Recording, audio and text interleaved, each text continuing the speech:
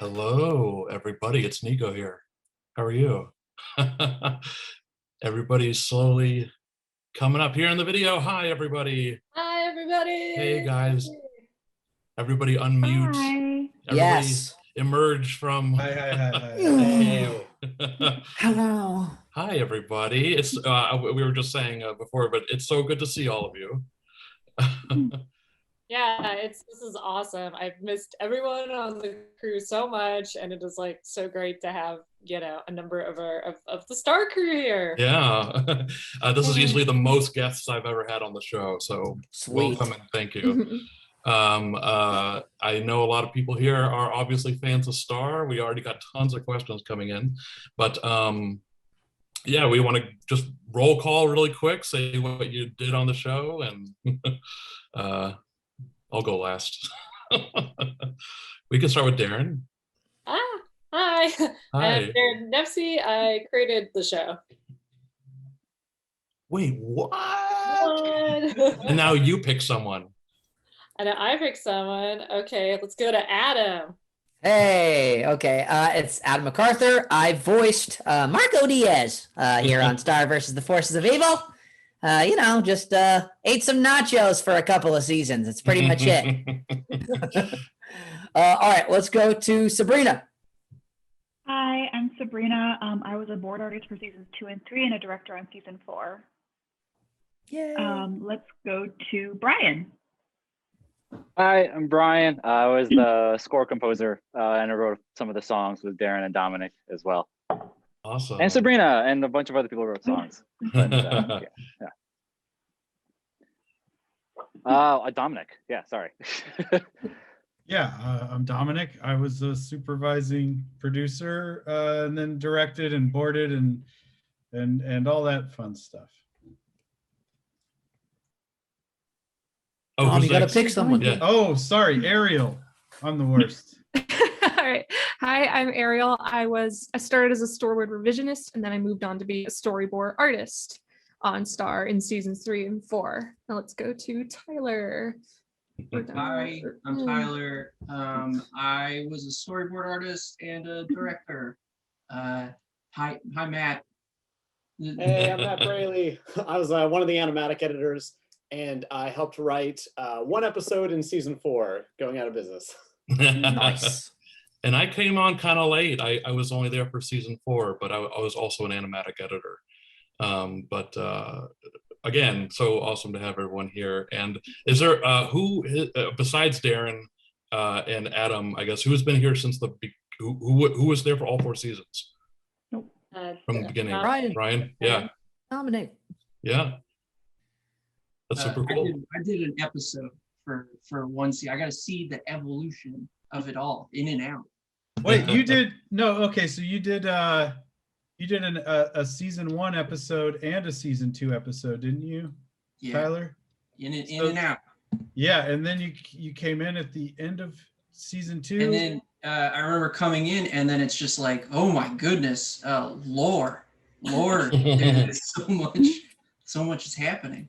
I was trying to get Tyler on the show for a while. Everybody's always trying to get Tyler on their show. He's like that convention exclusive. You got to just try real hard. He makes everything better. If you're hiring, or it just doesn't exist. That's the other. I was on before Star. I was on Pickle and Peanut, and then I did some Disney TVA development before going on Star. But I always remember, not that we didn't have crew parties, but Star always seemed to have the most fun crew parties that we could hear you guys from down the hall and from the bottom floor or whatever. And it was always like, oh man, I wish I could, I want to be in that crew party. Did it live to your expectations? Yeah, it did. We had such good people. I feel like the crew was overall very genuine and really cared about the show and the characters, and I don't know, it's just a very pleasant place to go work every day. Yeah. And obviously I wish I could have more of the crew here, but with Zoom and everything, I can only have so many people. So I feel bad for the folks that didn't get to. We had 4 seasons. It would have been like at least like 100. Yeah. Oh yeah, for sure. Yeah. You know what? Let's get all 120 people. Yeah. And the animators. Let's get everybody in. Oh yeah, like everyone. Yeah, all our. Well, and then we had the show. So yeah, we had like 4 animation studios overall. I mean, most of the show was done by 2 studios, by Rough Draft Korea and Sugar Cube, but we also had Mercury Studios for a little bit and Toon City in the Philippines. So yeah, that would be a ton of people. Wow, yeah. And all our voice actors, tons of amazing voice talent, and oh my god, now we're talking like I feel like hundreds and hundreds of people to touch this show. Is there any cartoon that Mercury hasn't worked on? That's cool. I didn't know that Mercury worked on it. Yeah, just the first couple episodes. Yeah. I already like actually, so I'm getting the everyone's Q&A I'm getting texted to me, but I really like someone's very first question, Eli, and they asked, now the star is over 6 years old, what would each of you say is the best memory you had working on the show? If everyone wants to jump in, or if you need a minute to think about it. That's such a sweet question. I want to start it sure. Because I just this was such a fun moment, and it came up on Twitter recently. Somebody like posted a photo of it, but we had a mysterious Santa Claus come visit us. Yeah. It was so good because it was like the world's perfect Santa. Like it was 100% that's Santa, and I was kind of freaking out because like I didn't organize it, and nobody was fessing up to who brought this. Where did he come? Where did this guy come from? I know, he was just like totally like he wouldn't answer my questions. He was just Santa, so he was just talking about the North Pole and like whatever, and people were sitting on his laps and taking photos, and I was kind of like, oh my gosh, I hope this isn't some weirdo. Like I kind of like I feel protective of the crew, So I was like really trying to figure out who brought this Santa, and I will never reveal. I might have figured it out, but I will never reveal. Well, you know who it is. It was really Santa then. It was Santa. Yeah. It's just really magic, him. Guys. Do you believe in magic, little girl? It was Santa. So Mystery Santa. Yeah. That was good. It was nice. I'm glad I was there for that one. Yes, that was a good one.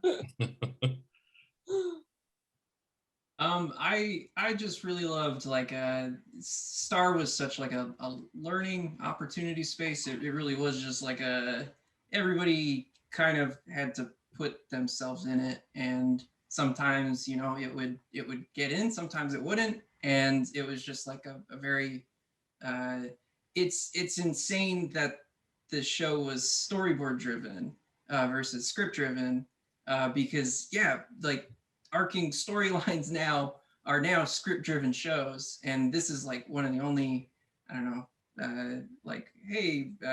storyboard artists are writing and drawing this stuff, and stories were kind of gradually being figured out, and I don't know, it was just like a crazy thing to it made it really fun. I feel like the fact that we were doing lore with on a board driven show. I mean, I think that it kept it really fresh and creative, and it's something like I am like just really proud of. It was really cool, but hard. I mean, it was a hard thing to pull off. So and then like an episode could just be funny for the sake of just being silly, like a silly episode. It didn't have to just be one thing. And then the other thing was finding Ariel's work via Tumblr. And, just like, oh my gosh, Ariel. That was like a revelation, a night where it was like a Star fan art. This Star fan art is amazing. And then contact. Were you how did that happen? Were you specifically just looking on Tumblr for like hashtag Star fan art, or did someone bring like Ariel's work to your attention? There was a hashtag, I think. It was like Star Saturday or Starter Day or something like that. It was a weekend, like Disney Channel said like, hey, add your Star fan art to this tag. And I didn't expect anybody to reach out about that because I really was just doing it for fun. And I was kind of just like, I was in that little like after college phase of kind of waiting to get hired eventually somewhere. And then Tyler found me, and it was amazing. That's Yeah, so and it cool. definitely was just like a single star drawing that's better than any star drawing I could do, and then just like, dig into the Twitter, dig into the social media work, and then as I remember seeing like I think there was like a pitch that you did, or just like, this is all great work. And I think that is like a very new real reality of anybody who's wanting to work in animation, of just like finding people on the internet. Yeah. Or in the internet.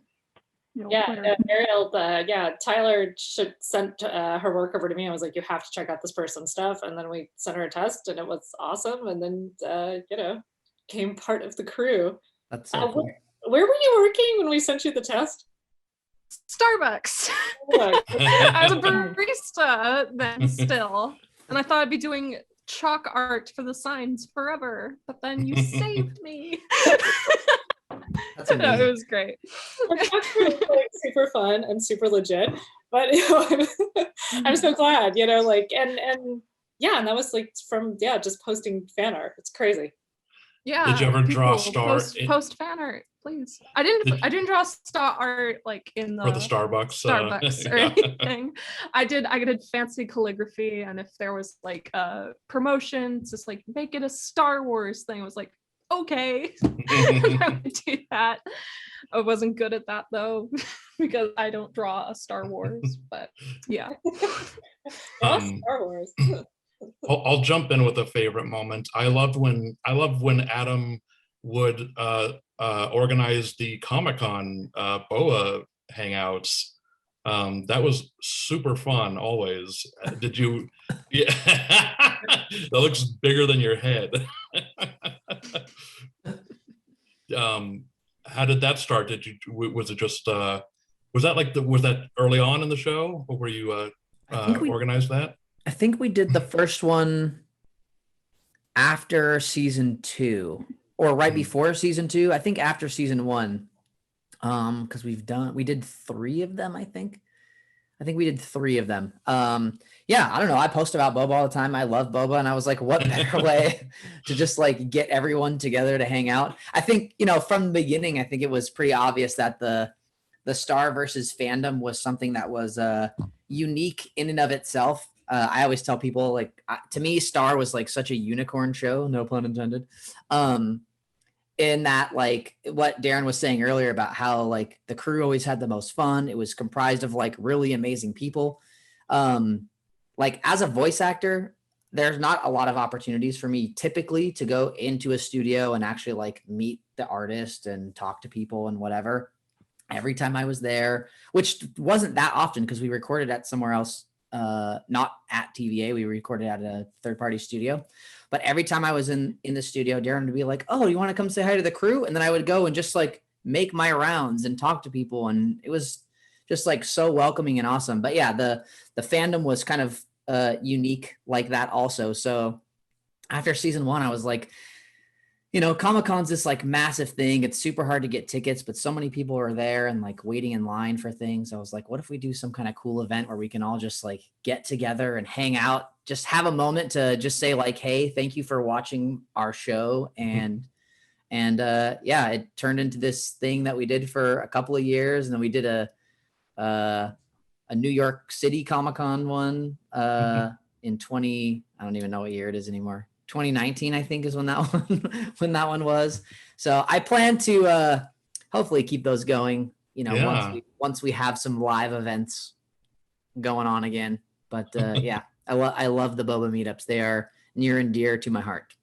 And one of the things I really appreciate about you, Adam, is just you're so awesome to connect with the fans and like put these things together, and like it's so cool. I was I should have sent you a picture. I gotta find it again. But it was funny. I was like, organizing stuff, and I found the call sheet when you tried out for Marco with like a really? circle around your name and like arrows and like funny. The note was like, That's amazing. like, totally. And I remember that trail. Like I remember like because we tried a lot of people from Marco, and I was just like, and it was like really hard to find the voice. So like I was so happy, you know. That's so funny. Actually, I was like scrolling around TikTok the other day, and I came across a TikTok that was using the sound from the very first episode where Marco's like leading star, and he's like, "Oh, watch your step. Oh, right this way. Come on down. You know, loose tile," or whatever he says. But that was literally like the sound is from that very first record that we did at TVA. Oh man. That was sort of like, okay, let's record this and see how it sounds and whatever. Just hearing it again was, it was pretty awesome. That is awesome. Any other? I remember again another kind of Comic-Con thing, but I think it was the first time I met Dom too. But and I can't remember. Brailey, maybe you do. I can't remember if this was. I think this might have been season 2, maybe, or maybe in between 1 and 2. But there was a Comic-Con panel, and it was like pretty early on in Star. And it was just like one of the little rooms. Obviously, now if you had a Star panel, it would be like a giant room. But I remember it was like Daron and Dom and Eden. I don't know if Adam was. He had to have been a part of it, but I remember that first time. I was purposefully not very memorable that time, so that when I broke bricks, it was like really impactful. That was incredible. Yeah, no, I think Adam and Eden were both there. It was like Daron and Aaron and me and Adam and Eden, and is that right? Was this with the Pens? Was this with Pen Zero Part-Time Hero? Was that panel? The very first Comic-Con Yeah, I think one? it was the one after that. Yeah. The one after Okay. that. Yeah. Okay. Yeah, And weren't that's you right. guys showing off comics, Star Comics? Because wasn't like Zach Marcus in the audience? Yeah, You guys that was called them out? that was the second one. Okay. It's the one Yeah. we got that was just ours. In all the Okay. Comic Cons, we usually had to split them because that's just how Disney would organize it. But one time we got our own panel, and that was really special. And I think that was that one. I remember there was a really cool cosplay competition, I guess, at the very end. And Daron was like the judge, and I have a picture of you like this, like in front of all the cosplayers. How do you decide? They're always so good. Yeah. Mhm. Everyone's the winner. I think they're in the chat, but something that I always remember that would just filled me with so much like confidence and joy was like the very, very first Comic-Con. Oh my gosh, I feel like Star had just come out. Like there had only been an episode or 2 airing, and or maybe even like seriously, like it was so early when we were doing this Comic-Con, and it was like, oh, does anybody even know about this show yet? And there were these 2 fans, Veronica and Heather, right in front, dressed up in like full Star gear, and it was just like it brought me like so much joy and like confidence, you know, to like, I don't know, just to see them. And then they were always at all the panels, and I think they're in the chat right now. So thank you. Like Were they the first cosplayers you saw? I think, or yeah, I mean, they were definitely like one of the very first ones. Yeah, it's got to be crazy to like, you know, have a cartoon character that you made, and then just the very first time you see, you know, a fan dressed up as them or cosplaying as them. Oh, it's amazing. I think everybody kind of has this experience, right, where it's like we do all this work, usually in an office, but now at home because this year. But you know, it's like you're kind of working away on something, and it just feels like this thing that you go and do, and then it's out in the world, and it has taken so long to get out into the world that I think it just is such a trip that it's like, oh my gosh, somebody's actually watching this. People like it, you know? Yeah. It's amazing. And even what was like the most surprising cosplay there? That was just like was it a deep cut character? Like a Were there any Talon Raven Talon cosplayers? I need to know. No, that would be amazing. There's some really there was like a couple really good adult Marcos, like with abs and everything. I have seen a gloss breaker too, which is kind of amazing because that is a tough one. And of course, Heather did a Muberty Star, which was really great, and like the like Yes, I remember that one. was That was amazing. amazing. Yeah, that was cool. But I'm trying to think of obscure characters. I know I've seen. I'll think of it, but definitely see. I mean, people have done. You know, it's like Hekapoo's been done a bunch. I want to see like a King Butterfly. That would be awesome. Just like a short guy doing that. I've seen That'd a be King awesome. Butterfly. I saw a Butterfly family before. You know, it was like, you know, Queen Moon, King River, you know, and Star. Wasn't there like a Star fan at that costume contest too? That's awesome. Yeah. I've seen Star fans.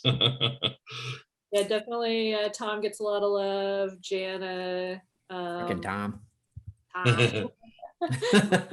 Don't you diss my boy. I think Marco is an underrated cosplay. Just so easy. Zip. It's hard to get it the right. easeability. It's hard to get it right. People step up on the Marco though. They do like the Kate Marco. They do. People step it up. So. Brian Kim, I like the Blood Moon song so much that I plan to use it in my marriage. Not to discourage that somebody sent me a video where they had a cosplay marriage of oh my god. Like, it was supposed to be, it wasn't a Star cosplay marriage, but it was a marriage where it was like the joining of two kingdoms through the marriage. And so the husband was, dressed in like regalia with like armor and stuff like that, and the wife was like equally dressed sort of like a queen. And their first dance was to the Blood Moon Waltz, which was supposed to be in their cosplay was like the traditional joining of the two kingdoms, and that was wild. Wow, I think awesome. somebody sent that to me on Tumblr, and I'll never trash that file like ever. Wow. We are getting so many questions, and I hope you all don't feel it, because a lot of us are just gonna reminisce and just kind of hang out. So I apologies in advance if we don't hit everyone's questions. Should I try and answer some of these questions while we're all talking? Is that no, don't worry about it. I'm just having it flow naturally. Let's grab some. Let's do it. Yeah. Okay. And of course, if I ask a question that you can't answer or whatever, totally fine. Daron, was the destruction of magic always planned? What made you decide on the ending for the show? Yeah, I probably don't want to get too much into the lore stuff, just because I think and I know it'll probably come up. Everybody's like, "Where's season 5? Where's season 5?" It's probably good to just like say something about it. Yeah, I mean, we were so lucky to get 4 seasons at Disney. I mean, that's more than a lot of shows get, and they decided to stop the show after 4 seasons. Which I really love where we ended the show. Like, I feel like it was a really lovely place, but I also did want to leave it a little open in case we could do more someday, in case there was a need for it. And, will there be a need for it? I think if there continues to be fans, you never know. Things get rebooted or brought back so quickly now, and the nostalgia factor kicks in, I feel like after about 2 years these days. So I don't know. I think if we still have fans and people continue loving the show, there's always a possibility that there could be more. Cool. That last one and this next one is from Jungo Guy. This is a really quick question, but I think it's funny. Adam, if you could voice any Ninja Turtle, who would it be? Oh. Which one would it be? There's one right answer. You better pick the right answer. Are you serious? Dang it. Okay. Well, this is a hard question, because I don't know if who I would actually get cast as would be who I would want to be the most. I think I would really want to be Michelangelo. But I feel like right answer, but that was wrong. That was totally wrong. I know. Yeah, I knew that too. Who is it? Is it Donatello? It's Donatello. Of course, it's Donatello. Yeah. Jeez. I know. I was burning in my seat, but I know. I know this is the answer. Restraint. I was gonna text you. You should have, please. Next time, save me from myself. It's okay. It's like Marco, he wanted to be the bad boy, but he's really the safe kid. It's kind of like me. I want to be Michelangelo, but I'll just, be Donatello. You'll just be the genius instead. It's the practical choice. Yeah. Also a question for Adam from Eli. I'm considering doing voice acting for a possible career path. Where should I start off in terms of getting my work out the door, sample reel? Like, what's your advice for young voice actors? The first place to start for anybody who wants to be a voice actor is to go to D. Bradley Baker's website, iwanttobeavoiceactor.com. It sounds pretty cheesy. Could have picked a cooler URL, D, but it's also very straightforward, and you can't really forget it. iwanttobeavoiceactor.com. Go there. Literally, he has taken so much time to put out resources, answer every question you could have about getting started in the industry. It is a wealth of knowledge. Most people, when you tell them to do that, will never do that. And then they just keep asking you, how do I become a voice actor? So the second part of me telling you to go to iwanttobeavoiceactor.com is to actually go to iwanttobeavoiceactor.com and read everything. And then if you have questions, just like ask me on Twitter or something. Cool. He is awesome. He did some voices on the show. Mm-hmm. Yeah. From Jesus, if you can you tell us about any scrapped episode ideas or deleted stuff? Oh, yeah, totally. Again, I was going through boxes and I found this little while back. I was like, oh, that was a weird one. Dominic, do you remember we were like maybe going to do an episode and it never worked out, where there was like, I don't know, Marco was going to be like Little Red Riding Hood, and there was like oh god, yeah. I mean, there were so many. That was a crazy one. And it was like the premise of it, my recollection was the premise of it was that Marco didn't realize how much in common what he was doing had like how it was connected to the actual story of Little Red Riding Hood.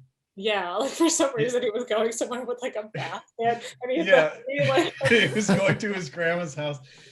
I mean, that was ridiculous. But you gotta imagine. Okay, so imagine Disney Channel and Disney XD. Imagine that 6 years ago. Imagine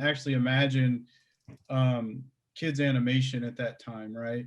So like you had shows like Avatar and Korra, where you would have this sort of mythology that was strung through.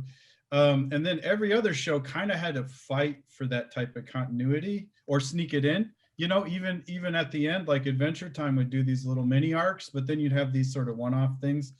So, you know, from the beginning of season 1 to the end of season 4 on Star, it was very different. And hats off to Daron too, because it's a network, and they need to be able to make episodes that can play between commercials and stuff can play out of sequence. It's always a big conversation to ask a network at the time to let you do the kind of stuff. So we always had to have these sort of, I don't want to say one-off, but these stories that were a little bit more limited in scope in our back pocket, and we tried to find things that were fun, and they could be very simple ideas. You know, like I still love the idea of Star not really knowing what a bike was, and like once she figured that out, just the most simple thing that you need to be able to do is stop the bike, and she can't do that, you know. And it's not because she's dumb, it's because this thing is new to her, just like a spaceship would be to us. So, you know, those kind of things are super valuable. From the outside, it can just be like, okay, well, whatever. But when you're inside of it and you're going through it, and you can sit down with a room full of adults and seriously discuss these things and figure out how to make them work as a story is something that's, you know, was super important. I wonder what's going to happen to that with the, you know, the sort of the Netflix model of having more sequential things. That's the end of my dissertation. Thank you very much. Well, it was interesting how we would write the season. So what we would tend to do, at least after season 1, what we would tend to do is kind of get in a room with all the writers at the beginning of each season and kind of figure out like, okay, what's our story arc going to be for this season, you know, and kind of figure out like what is that the sort of that kind of plot. Okay, we want to kick it off in the first episode, maybe we'll touch back on it in episode 4, maybe we'll do like a mid-season, you know, big episode, and then we're gonna have a finale for our season, you know, and like kind of figure out where we need to plant the info. And then the other episodes would be kind of blank. So then when we were actually writing the season week to week, we would know like, okay, you know, this is when you know, Ludo needs to figure out he's possessed by Toffee or whatever, you know, you get to these story things, and then we would actually write the episodes. But But then we would have these blank episodes too. And I would say a lot of those blank episodes is like, yeah, where we would get to do something fun. There was something kind of cool about getting to do the 211s because it actually kind of freed us up to, you know, do these episodes that were like, oh, this one's about Buff Frog, or this one's about some other character. Which if we were doing like 22s all the time, I don't think the network would have ever allowed us to do. So I thought that there were some really cool things in getting to do the 211s and, you know, just kind of, yeah, like get creative and do some really sort of bizarre episodes. Dominic, do you remember any other ones that we killed? Because there were a lot that didn't happen. I mean, there were a lot that, like, you know, you would start, you'd be in the writer's room for a day or two, and then it would be like, this is. Oh yeah, I boarded several episodes. I boarded an entire episode with Carrie Lau. Carrie Lau and I did an episode together that was about Jackie. It was all about Jackie pretty much, and about Marco giving Jackie this bracelet. Yeah, and it was like possessed or something. The yeah, that was a big thing. And I mean, we got through like the first sort of stage of it, and then we had the original version of Muberty, which was also a completely different episode. And that had to be put back up on the bricks, as we say in the lawn mechanic vernacular. And when we went back into Muberty, we sort of shelved that Jackie Marco episode. There was an episode that was completely done and recorded where Marco's dad made a sculpture that Marco, do you remember this episode, Adam? Because you recorded it. Marco's dad made a sculpture, and the sculpture came to life, and it was this kind of weird. I don't remember that. It was this very strange sort of cats in the cradle kind of story about what season was this in? This was first season, yeah. How Mr. Diaz was kind of like missing part of Marco's development because he was like so into his artwork. And there was also several versions of Goblin Dogs, which again is sort of another one of those back pocket stories where the idea was very simple. It was like, we just want to do people waiting in line. And I remember Daron talking about the movie After Hours, which is this, if you haven't seen it, it's just a great a great story of a person stuck in time, kind of. And so that was one that kept getting reworked because it wasn't how Daron was hoping it was going to end up. And so the version that we got to was just like, how do we make this line thing work? Maybe it worked, maybe it didn't.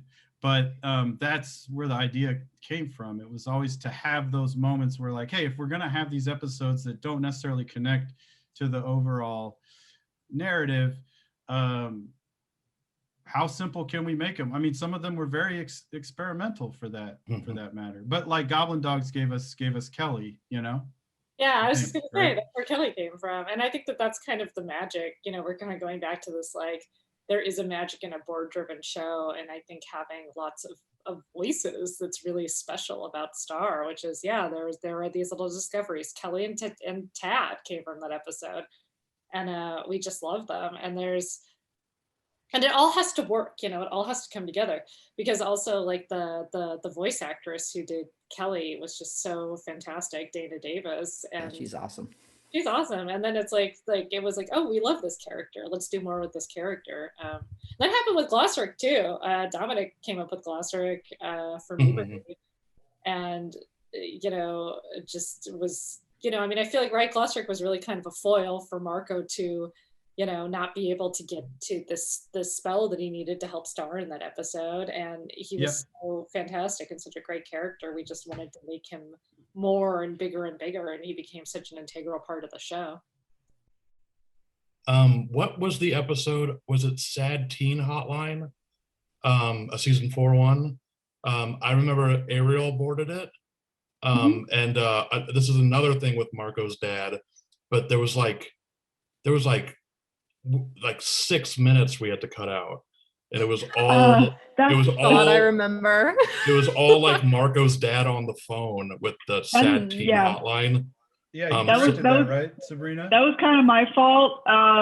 So the outline, I think we read the outline, and then like Ariel and I were kind of like, this feels a little bit short. So I directed them, I think, after like the initial pitch, being like, hey, so like, just feel free to just, pad anything out, like add some more jokes, add some more stuff. I really feel like this is going to come short.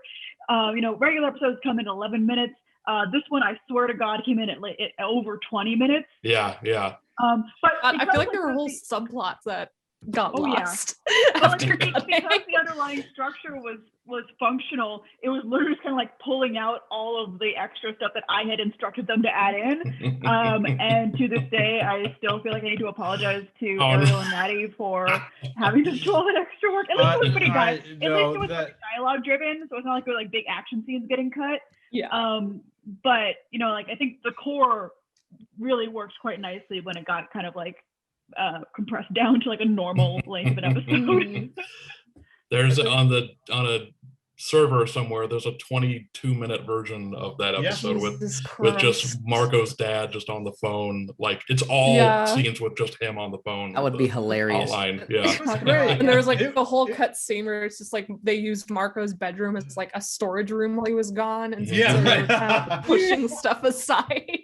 And Marco was like buried under a mountain of trash or something, but it's fine. It's fine. It disappeared forever.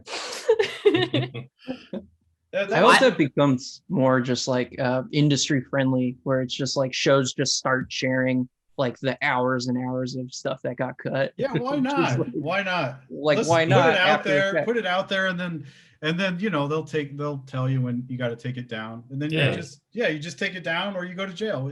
Because that is nuts. It's like every show there's just hours of just deleted scenes. It's mostly animatics. There's like no animation yet. What's the harm? Animation, but I'm really bad at deleting my emails, so I for sure have that script from season 1 that was not made somewhere. Oh, you've got a lot. I'm sure you have a lot, Adam. Stuff that we recorded. Oh yeah, because some episodes we recorded soup to nuts, the whole thing completely, and then we completely rewrote it in editorial. So like a Blood Moon Ball is another one. That used to be called Demon Prom. Am I supposed to be saying this stuff, Daron? You can tell me to shut up if you want. Yeah, no, that's gonna be a 22, and yeah, it was a 22, and that was also boarded. I boarded that with Scott O'Brien. He and I did that episode together as a 22, and that was one that we completely redid, and I'm pretty sure we recorded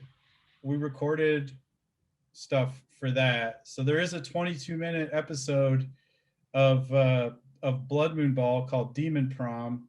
Yeah. That was the early Tom design, wasn't it? Like it was the weird, like the Loki hair. Yes. Not as sexy. The old Tom. But I remember. I actually remember because we recorded everybody for that, and I remember it was the first episode Ryder Strong did, and then when we recorded him a second time, he was like, "Wait, I already did this," but then he made like the rewrite so much better. He was like, "Oh, I like that. This character is so much better now." So I don't know. A lot of these were season 1 episodes. I think that were really. It takes, and I feel like every show is like this, it takes a while to find the voice, I think that's why, for all the people listening in right now, you think about any show you love and you go back and watch the first couple episodes, it usually doesn't feel like the show. Yeah. And it's because I think it does have to sort of evolve and live and breathe and like become what it's going to become. It's sad when shows only, get cut off after one season, because it's like, they probably didn't know what they were trying to be until season 2 or 3. That's the way it is with most shows. It's kind of the magic of TV. Yeah, now that stuff's getting shorter and shorter, I wonder if it'll get there. But, it's so different than a feature, right? So like, just so people know too, with these shows, or at least sort of with the schedule we had at Disney and everything, it was like, we did not have much time. It was like, you're on this crazy schedule. You're doing like every episode at the same time in different stages in a season.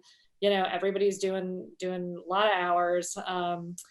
You know, in a feature, you know, of course, everybody's doing a ton of hours on a feature too, but a feature is like, they might have like, I don't know, 6 board artists board the same scene. And then they kind of pick which one came out the best, you know, and they'll rewrite and they'll rewrite and they'll reboard and they'll do it many, many times over multiple years, you know.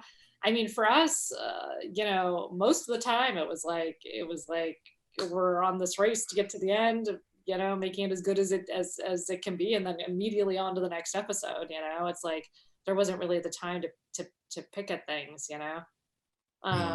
Which I think in some ways though has some benefits, because I think we got some really interesting, different, and like what Dominic was saying, some really like kind of artsy stuff too. I mean, one of my favorites is Ludo in the Wild. That one came out so much fun. And I remember when we recorded Alan Tudyk, it was like we basically played the animatic for him and had him just say stuff over it, you know. He's like, have fun. And we did a couple passes like that, and then that's what we used. But he, you know, did some of those lines of like, where's my sushi?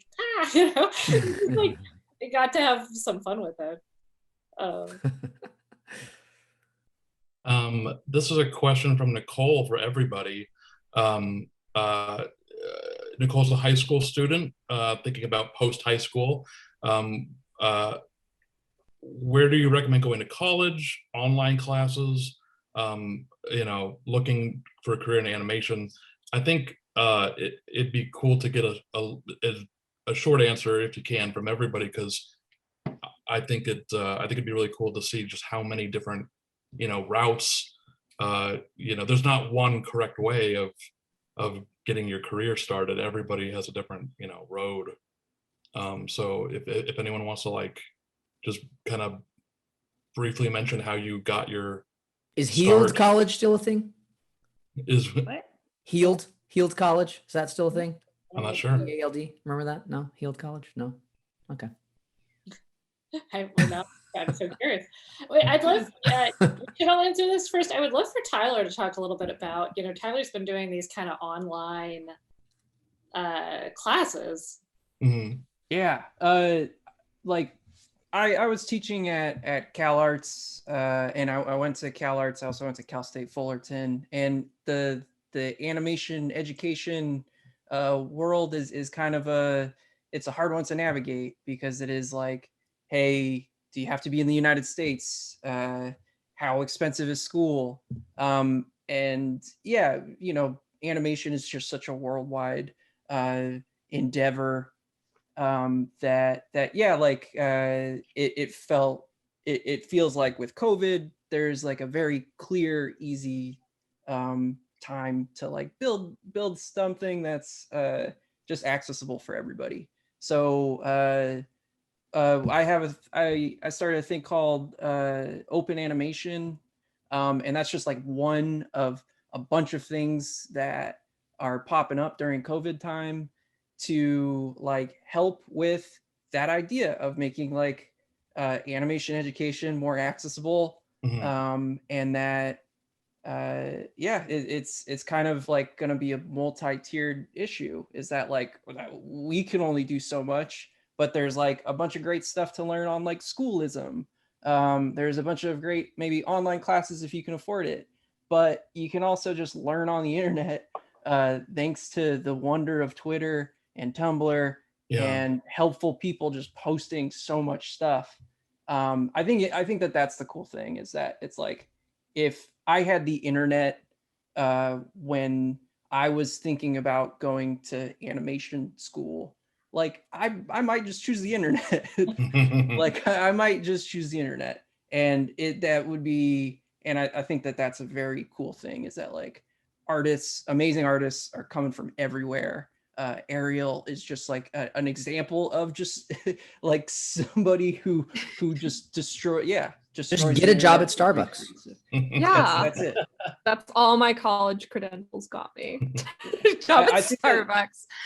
Yeah, I didn't go to art school. It's all changing. It's all changing, and that's a good thing. And Tyler, that's what this CTN stream that I do, exactly the same idea. You know, right? I do the streams, you know, to help out younger artists and students, interview a prolific artist or two, and see what they have to say and the advice that they have to give. Yeah, and it's super, super helpful. I think that so there's a lot of resources online. I think by sticking online and not going to a school, I think you do miss out on a little bit on working one-on-one with people. But obviously there's only so much you can do right now because of the pandemic. But yeah. And I think that that's like a new thing that is the next step for online education, is then like getting community to come together so that it does feel like a school. Because it's true is that like if you go to animation school, like the stuff that you're maybe paying for is the other students. Can you do that online? And I think you can. Tyler, what's the name of your thing? It's openanimation.org, and then there's Rise Up Animation. They're doing amazing stuff. Women in Animation is doing amazing stuff, and CTN. Awesome. And like Ariel mentioned, you didn't go to school for animation. No. I know Matt Brailey and we went to school for film. We just landed in animation. So you don't have to, I don't know. Yeah, there's so many different ways you can Ariel, what get your did you career started. Well, I went to Cal State LA, so it wasn't a school known for art. It was an engineering school, actually. And I ended up graduating with a fine arts degree. It really wasn't an artistic school, though, at all. I really wanted to work in animation. But at the time, the program wasn't great. I've heard it's improved a lot since then, but it didn't really offer the information that I really wanted to know. So what I ended up doing is I graduated really early from school also. So I was kind of too overqualified to like work under an internship or anything like that. But I was too young because I was under 18 to work anywhere. So what I ended up doing is I took a lot of classes at the Animation Guild. They have a lot of like figure drawing sessions or like so they have storyboarded classes as well. And to be honest, I feel like I learned the most, not from school, but from like all the information I sought out. So like books, Adventure Time was like uploading a lot of their episode PDFs at the time, and that was super helpful for me. And yeah, there's a difference, I feel like, between going to school and learning things because you have to get a degree versus stuff that you want to learn because it interests you. So I guess education's kind of where, I don't know, it's as much as you put into it. So yeah, just like read books, like watch cartoons and stuff and try practicing. There's a bunch of tutorials on YouTube and the internet now that would have been so much more helpful. But yeah.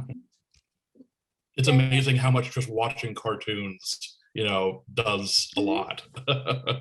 Well, it's definitely, like animation, it's your work is what you're being based off of. So it really doesn't matter where you go to school. Although I will say I went to Cal Arts and I did really, really enjoy it. I felt like I got a lot out of it. But I think that the main thing that I got out of it that anybody could do is make a film. Like they made us make a film every single year. And just the process of having to make a short film, you learn so much, and you kind of learn how all the pieces fit together and what kind of stuff you need and how to make something interesting. And, so I would encourage anybody who's interested in like try to make a short film, or like a short animatic or something, if you're interested in. And post it online and get noticed like Ariel did. Yeah. But I also don't feel like you have to post every single thing online. Sure. Like I am so thankful that there wasn't all this social media stuff when I was in college. There was an Instagram later in my college. It was like maybe I think I had a MySpace at some point. It just was not the thing. But I think that it would have actually been maybe discouraging to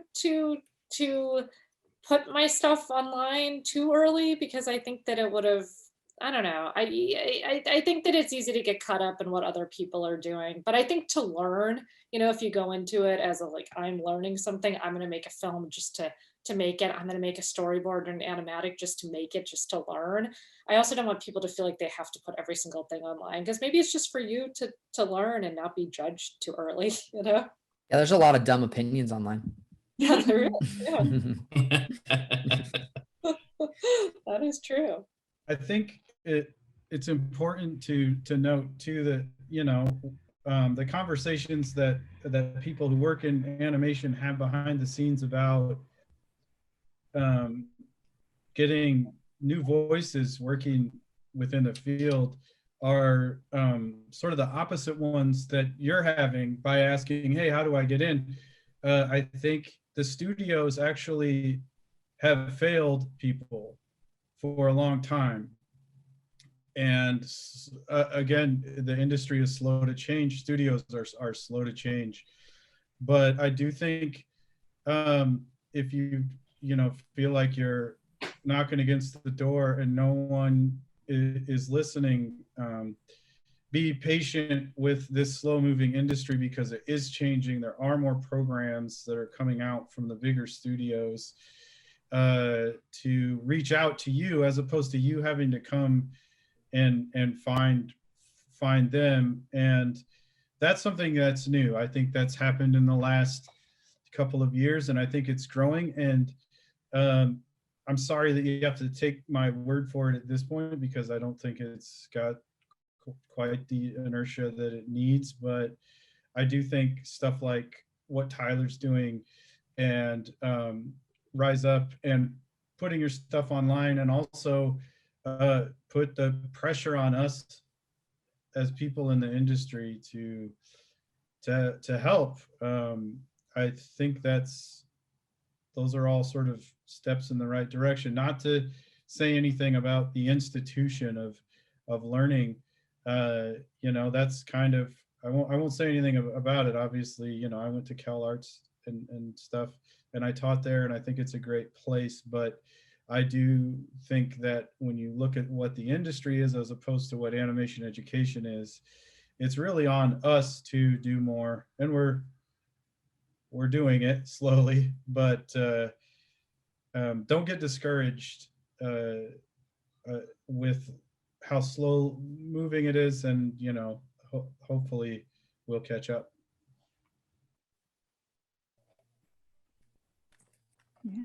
Nico and Matt, where did you go to school? I don't think I know this. Tucson, Arizona. We did stuff there, and then I did Chapman University Film School out here in Orange County. Oh, nice. I just did. Matt went to the U of A.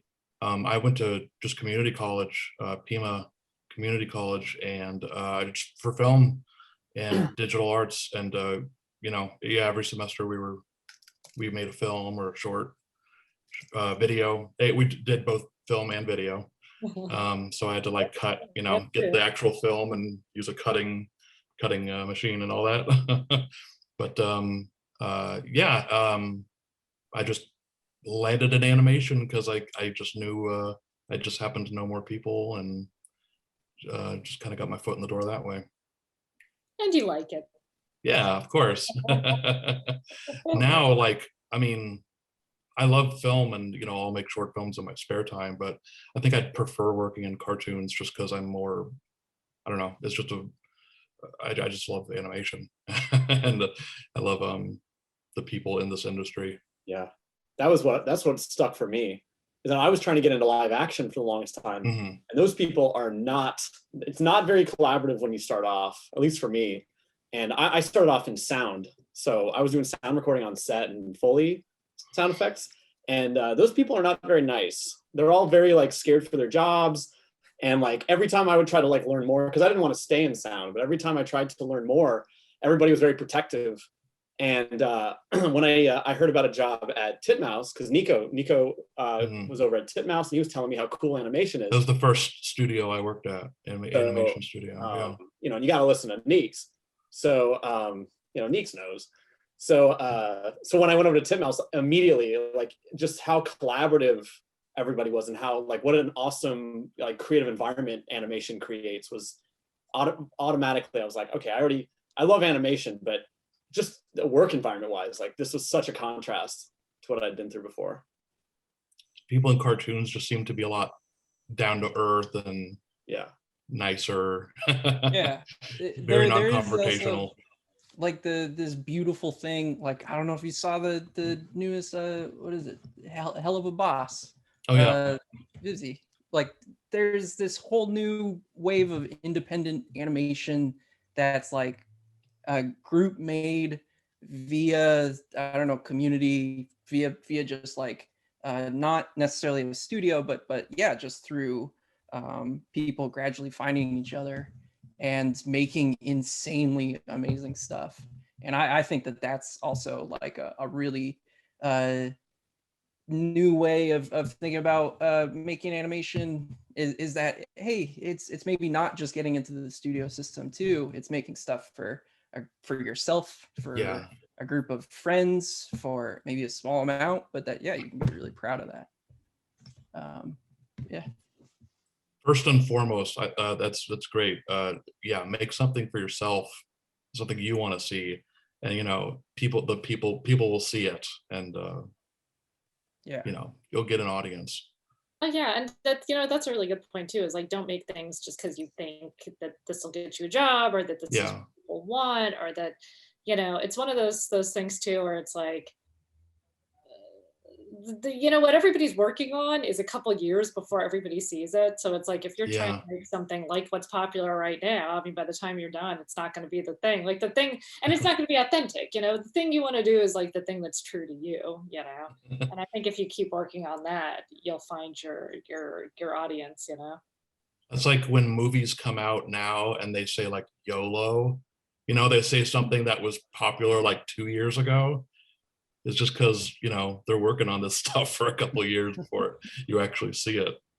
There's a saying for music supervisors where if you want to impress a studio head, you should play a song that was popular a year and a half ago, because that's still where they're going to be living, and like that's what they're going to approve for the soundtrack.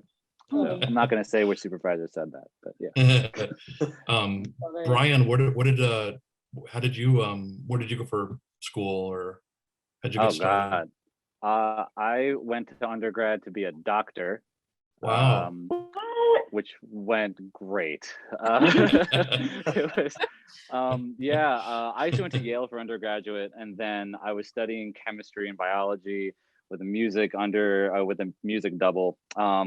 And just like hated going to lab, just so much. It was in New Haven, Connecticut, and it was like in the winter, and I would go into a chem lab at like 4 p.m. and I would leave at 7 p.m. and it would just be pitch black, and it would just be so depressing. And so I stuck with that, and then I got to a breaking point and then switched to computer science. Somebody just knocked Yale in the comments. No, Yale's a lovely place. I'm not like knocking Yale as a bad place. It's Yale just sucks. I just made the wrong choices. No, and then I switched to music my second semester of my senior year, because I was majoring in computer science at that point, and I was like, I cannot do a senior project. I had 1 credit left, and I couldn't do it. And so then I switched to music, and then I wrote like an album of electronic music, and then found an advisor who was like, yeah, fine, I'll give you credit for that. And then I graduated. But then and then I moved, and then I was a music teacher for a little while in DC, and really liked it, but just sort of had an itch to execute the stuff that I was teaching. And so I applied to USC film scoring program, sort of on a lark. I'd never written anything for anything except for piano and voice, really, and like keyboards and synthesizers and stuff. But like the application was orchestral music, so I was like, I don't know, I'll just like write like 7 minutes of orchestral music, and then I got into USC, and then since then I've been out here. It's a really good film scoring program. If you know anybody who wants to do that sort of thing, it's like 1 year long. It wasn't a master's when I went there, but it is a master's degree now. And it's just this like feeder program that like 20 people a year go in, 20 people a year come out, and just enter the industry and just try to fend for themselves. Did you I don't even know how this works with composers. Did you like apply to Star? Like, did you send like a music demo, or how did you get involved with Star? It was through my agent who I just signed with, because I did an independent movie that actually never got released, but they saw it and they liked it. Yeah, it was through my agent. They was like, this show is looking for a composer. They're accepting an open blind demo, which means that I just got a handful of scenes from the pilot to score. No names were attached to it, right? Is that right, Daron, Dominic? There was no name attached to the video. You just saw the video. Yeah, it was a white label type thing. Yeah. Okay. Yeah. And then so they gave me a handful, like a couple of playlists of stuff that they really liked. And so I just sort of tried to mash that all up together in my head and see what happened. And so it was like, what were the scenes? There was one of Ludo's scenes where he's on like a lot of pillows on like a big chair. Like there's that from the pilot. And then the fight scene at the Stop and Slurp. And then the little scene with Star and Marco right after the Stop and Slurp. And so, yeah, I did that. And then I got a round of notes back. And then I did that. And then I got a job. It was really hard for me to do it because I had never actually had a show hire me. I'd only worked as orchestrators and additional music people for other people. And so it was a really like heartening and big deal thing for me to get the show because it was the first time anybody looked at something that I did and was like, oh, we want that.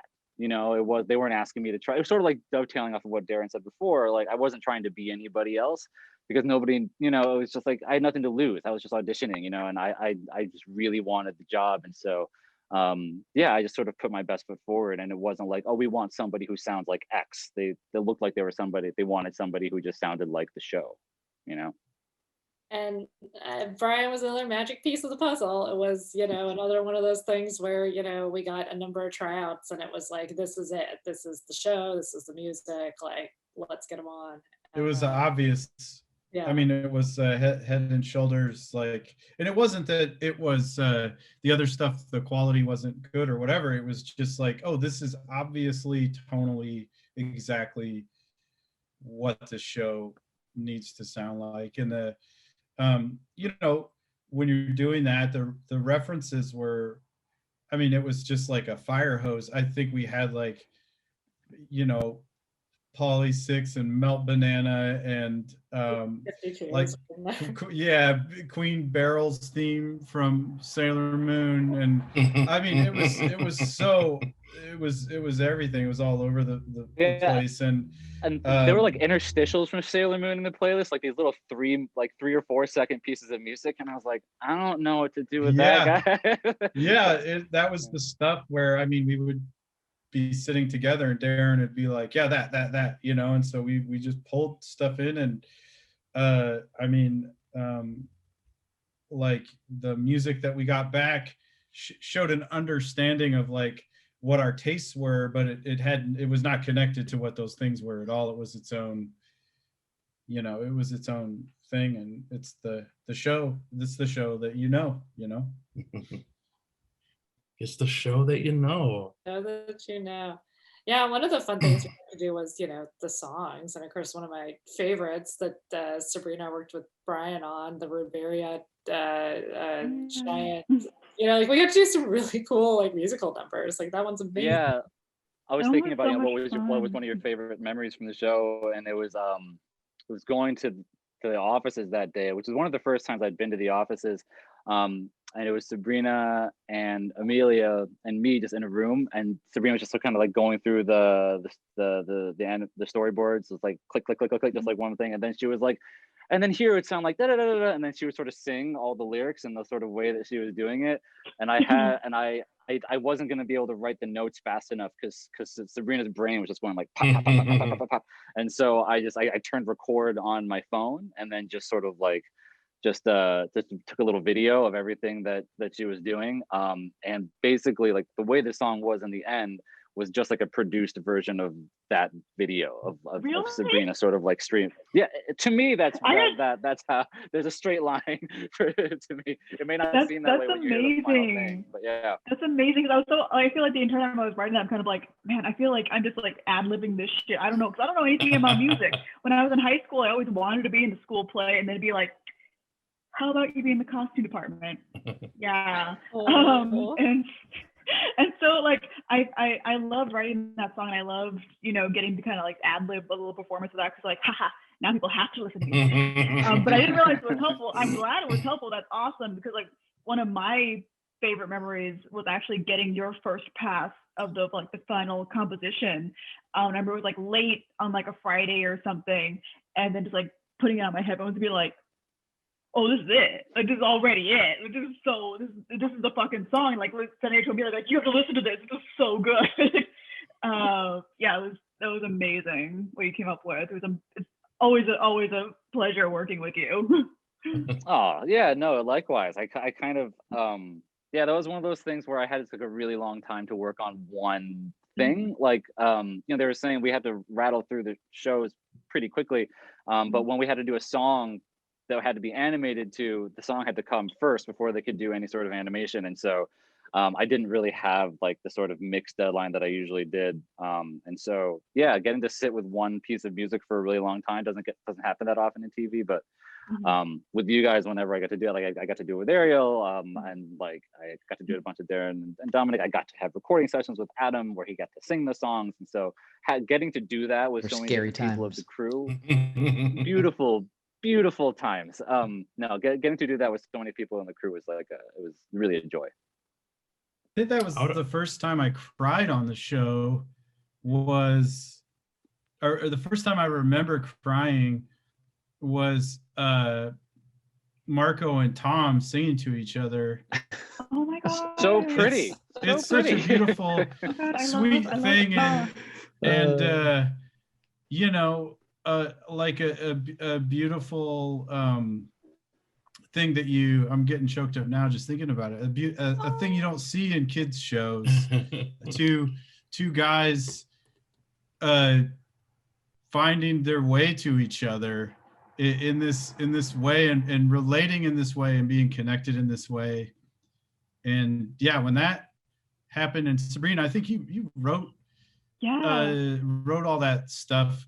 When I saw that the first time, I was like, I wish I was like had this kind of stuff when I was a little dude, because I had like G.I. Joe and Transformers and stuff, and it's all like men punching each other in the head.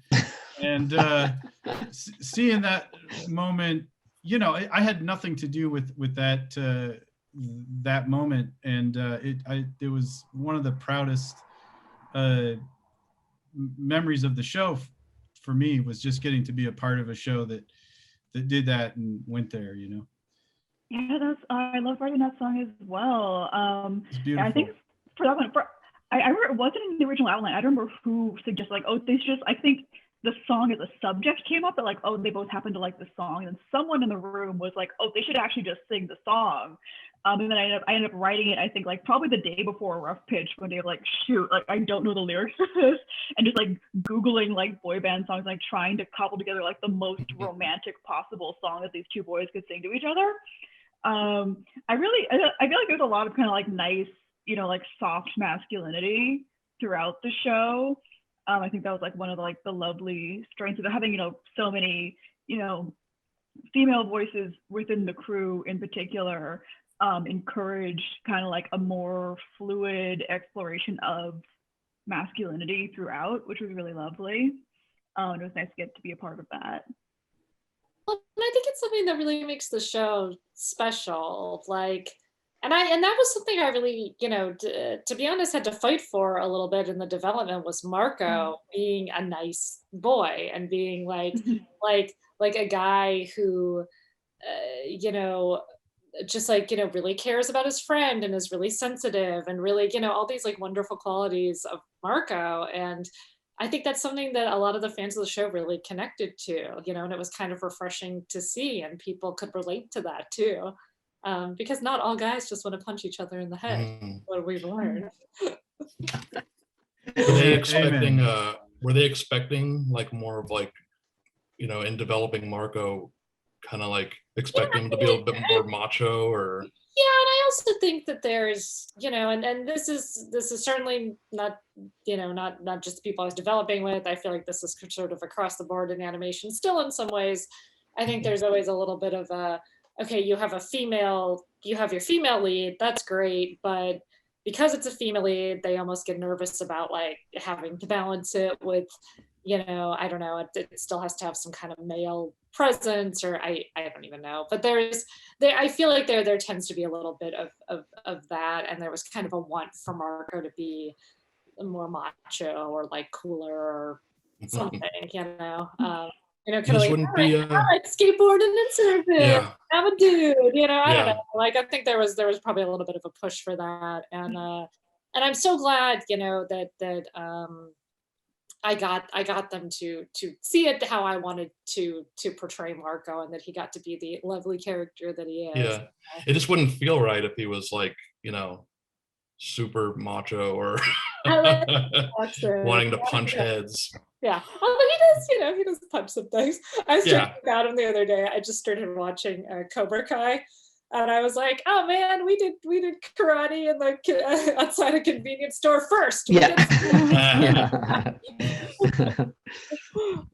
Well, it's an archetype that's really kind of missing and underdeveloped, and it's getting better, but still, again, it's one of those things where, especially if you're at a company like Disney, this is coming from me, not anybody else in this thing. So, just my experience there was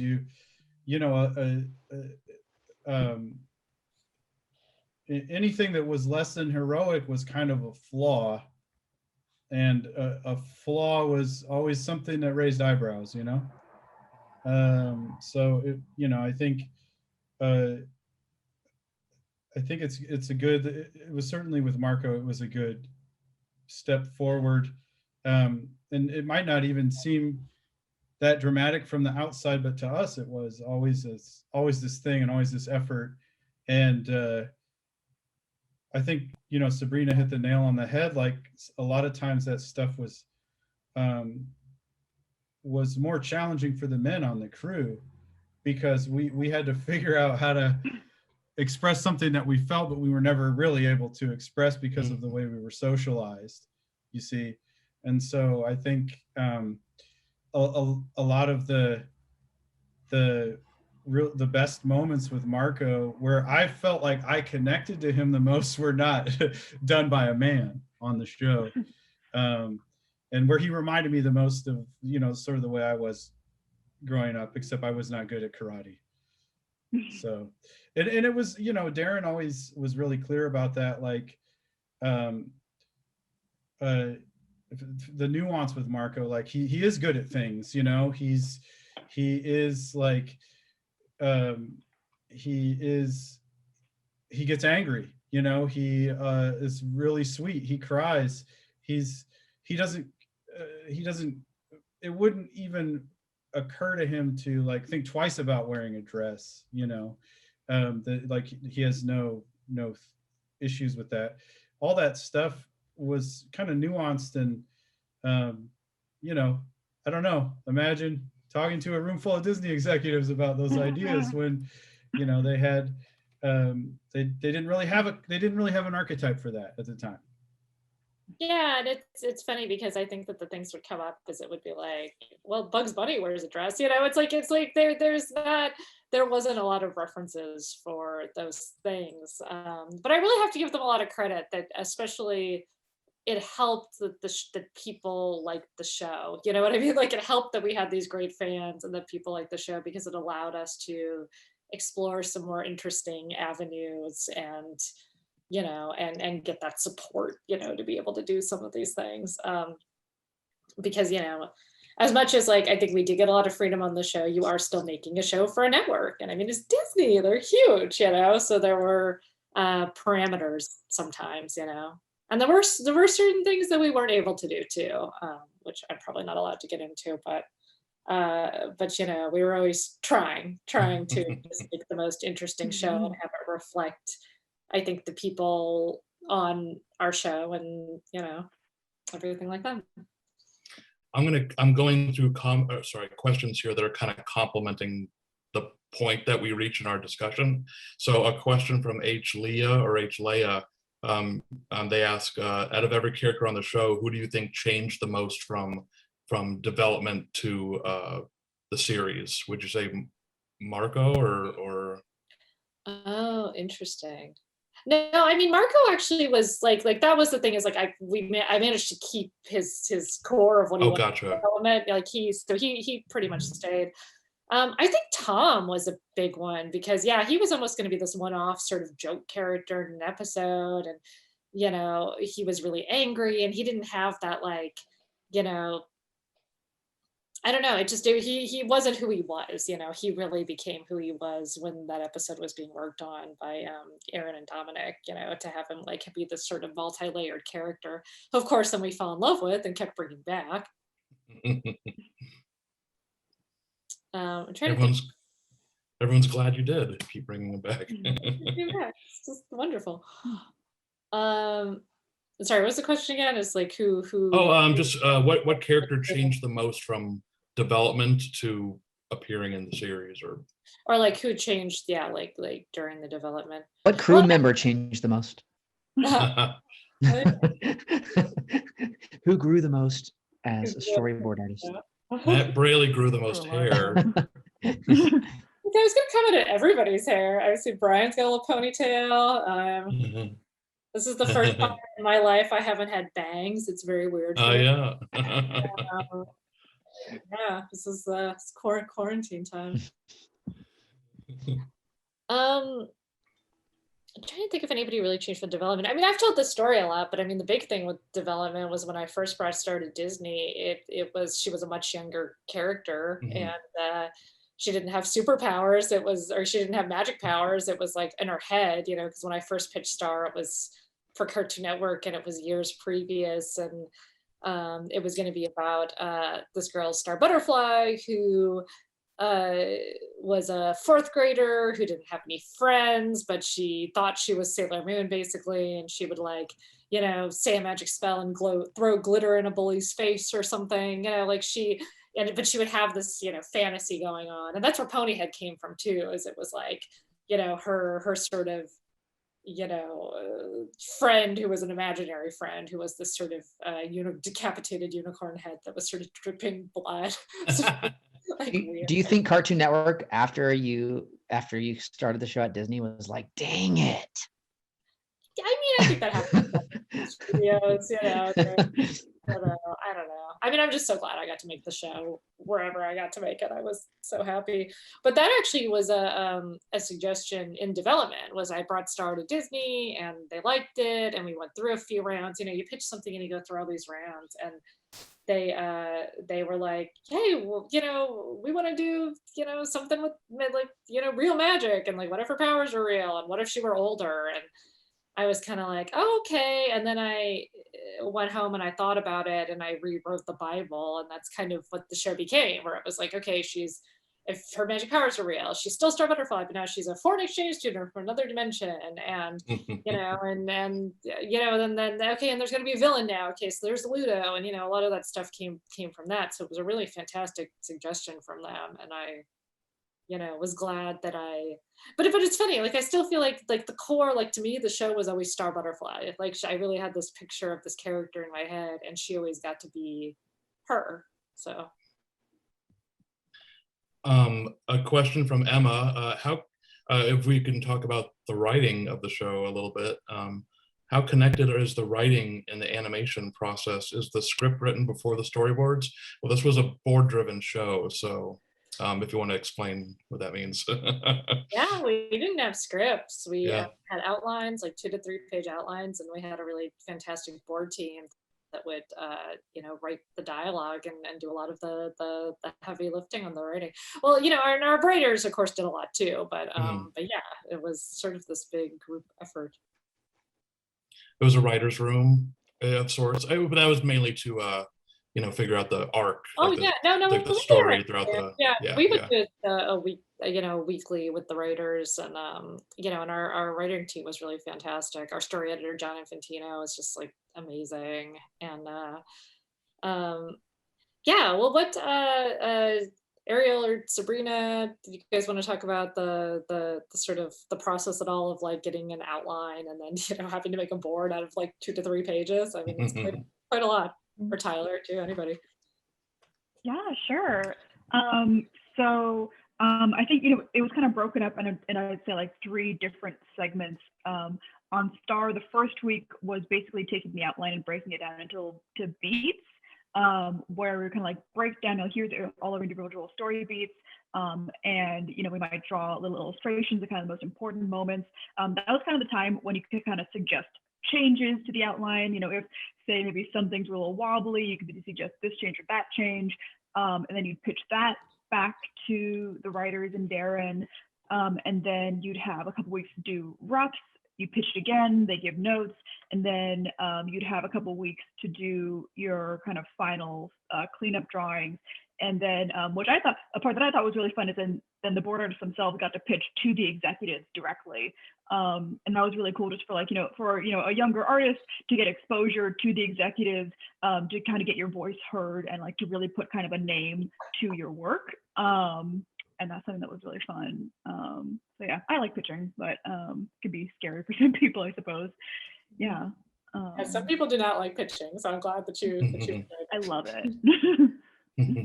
That was always a highlight, the board pitches where kind of like the whole crew gets together, and the board artists, usually it's 2 board artists per episode, and they split it, and they'll go through their boards, and some will do like the character, really act like the character and do voices and whatever. But it's always loved doing always pretty voices. funny. That was my favorite part. Yeah.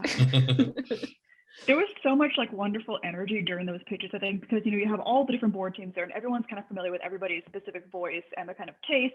And so being like, oh, here comes a Maddie board, here comes an Ariel board.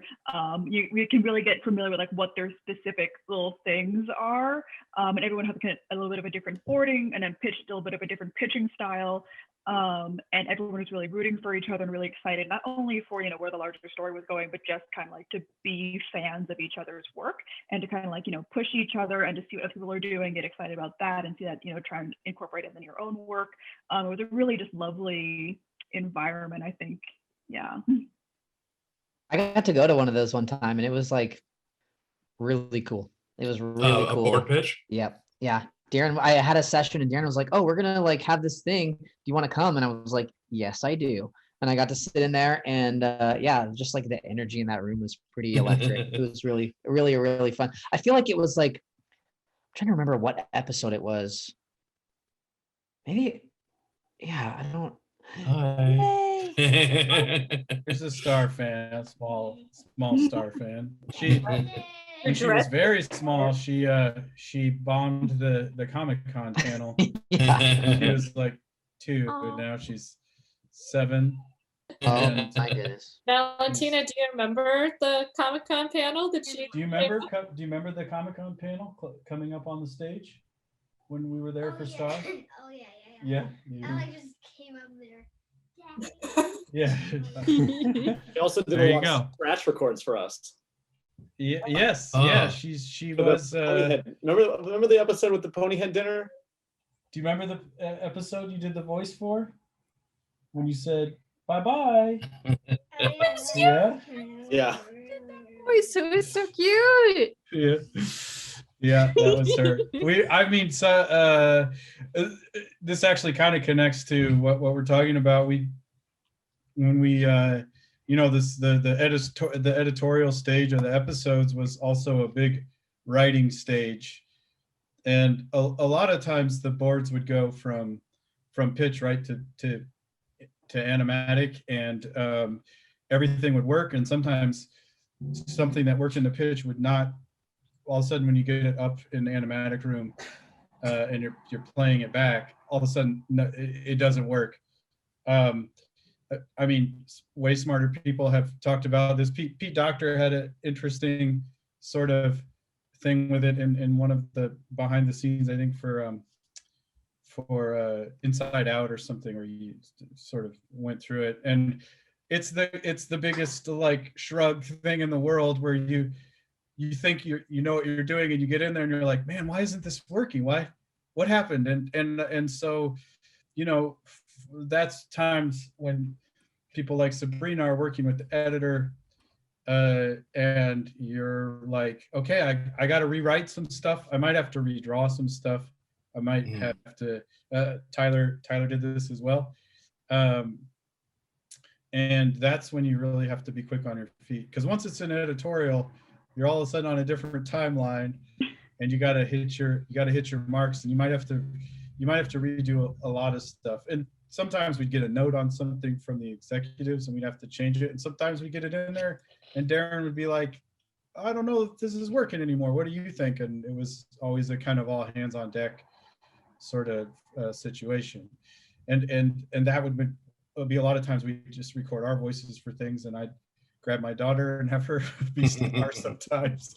So yeah, that's an important part of the process that, I think animation is uniquely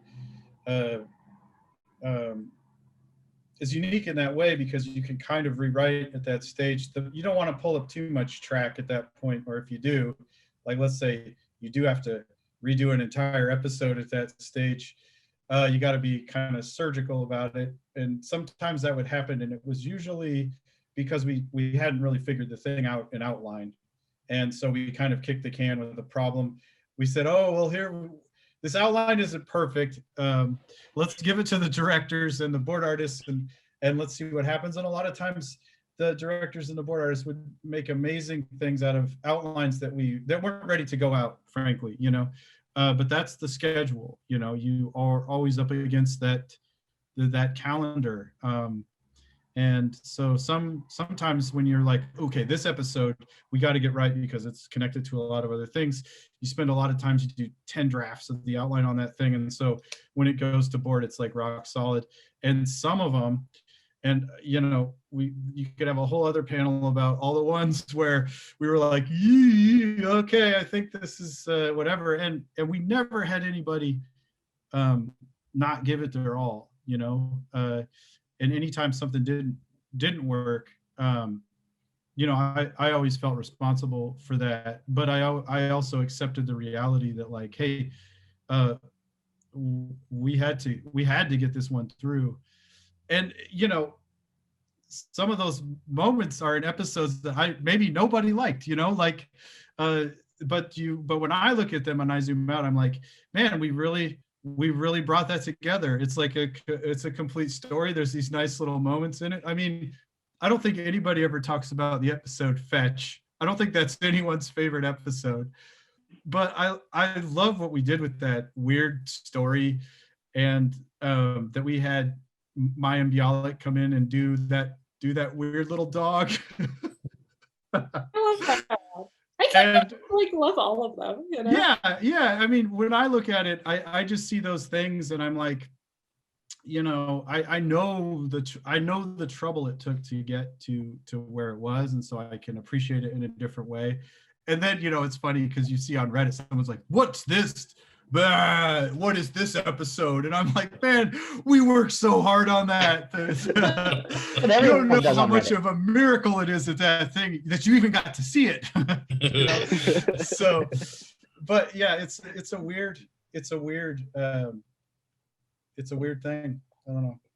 I feel like when you're working on a show, it's a completely different experience than when you're watching a show. I once had a teacher describe it as, the difference between tasting a delicious chocolate versus working in a chocolate factory. You don't need to know all the different layers that go into it, but when you have worked on it, you see the final episode, and you're kind of seeing all the layers of the previous versions of that episode all kind of stacked on top of each other.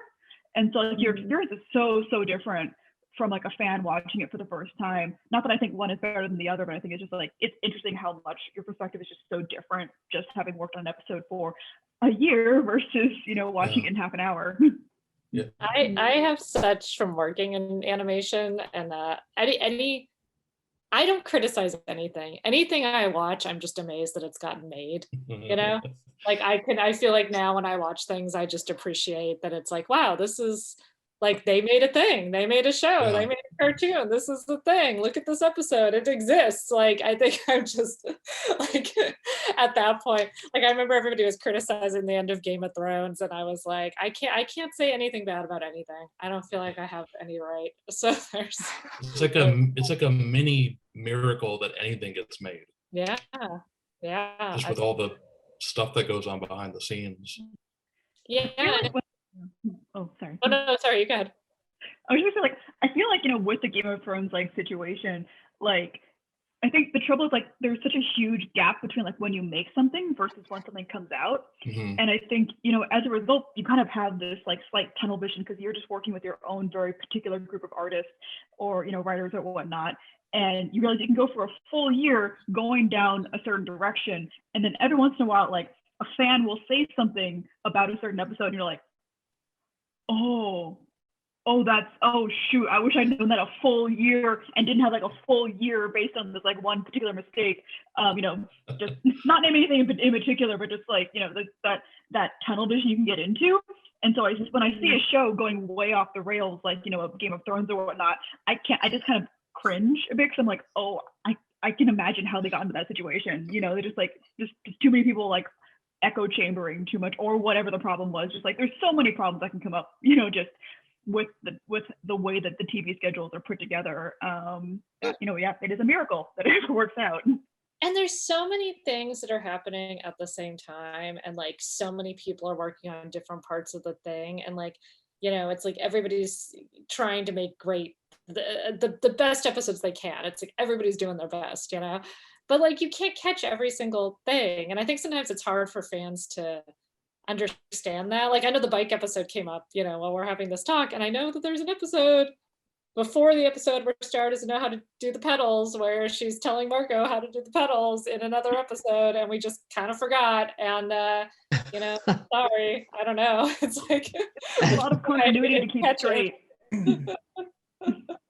You know, I think that's like the coolest part about animation too, is like every show, I don't know, I just look at like all the Star memes or just that like everything kind of, any mistake could be the thing, could be something amazing. Oh my God. Yeah, I love it when, I mean, it is really funny how people like, actually, you know what, this is one I think people want to hear about, that's just like one of those random things.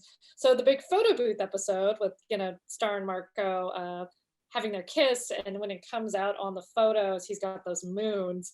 I remember I think Dominic, we got into a whole talk about the moons. I think you wanted the moons. I did not want the moons. We ultimately took out the moon. So basically we animated it where the moons came up, and I felt like it distracted from the big moment of their finally having this kiss.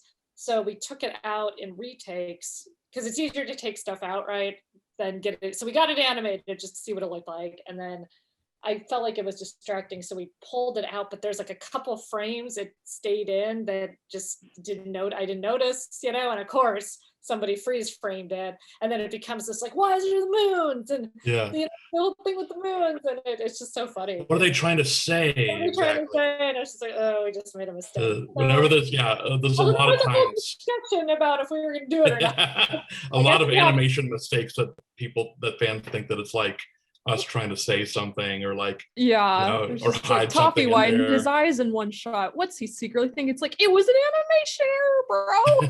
It's not real. Most of the time it's just an animation mistake. I mean, in that situation, and I think you were right that it should not have been in there, but I think technically it still happened, right? Like it wasn't like, oh, this did not happen. It was like, oh, the audience doesn't need to see this because it distracts from what actually happened, which is that they kissed, you know? And so it was less important, as fantastic as it is that somehow Marco contracted magic.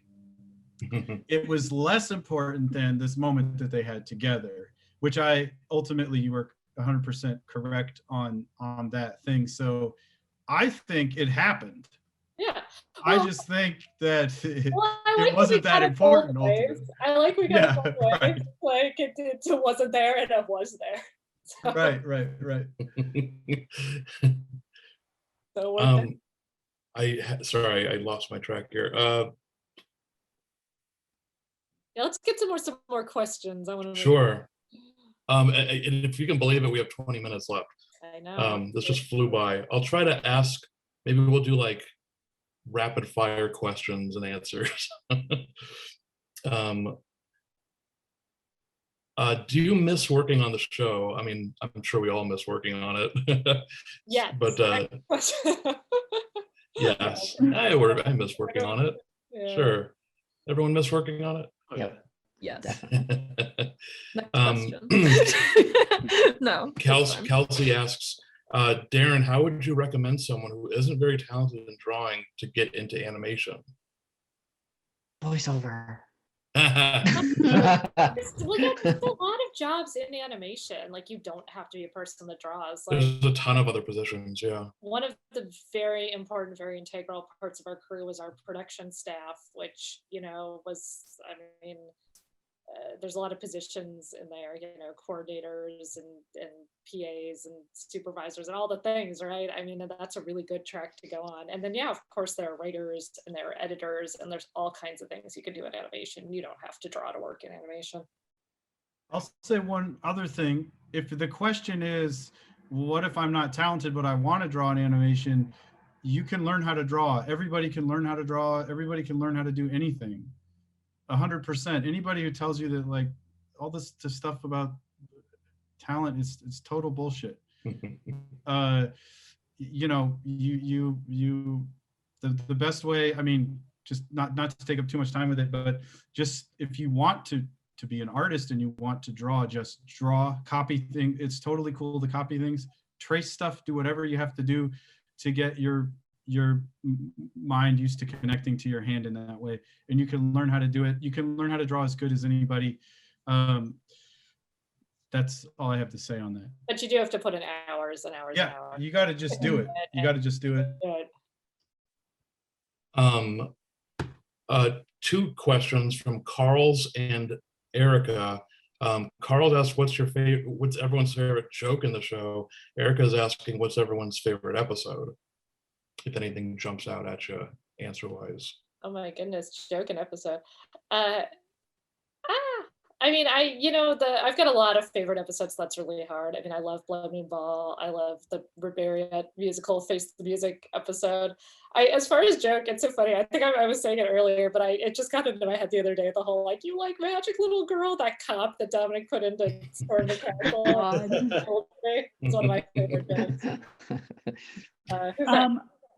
Oh, go ahead.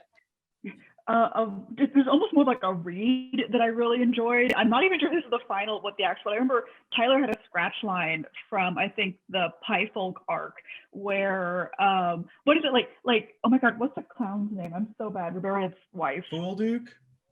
Yeah, when like Fool Duke, buys Star and Marco, and I think gives like an IOU or something, and reveals that it's like, oh, it's Fool Duke, and actually she doesn't have to pay him anything because, oops, I got no money. And I just take really, really clearly. Tyler Scratch. Tyler Scratch is always really funny. I think, yeah, all my favorite lines or jokes. I'm not used to watching the finished episodes because like I miss like Dominic or Tyler's line reads because they're so weirdly specific.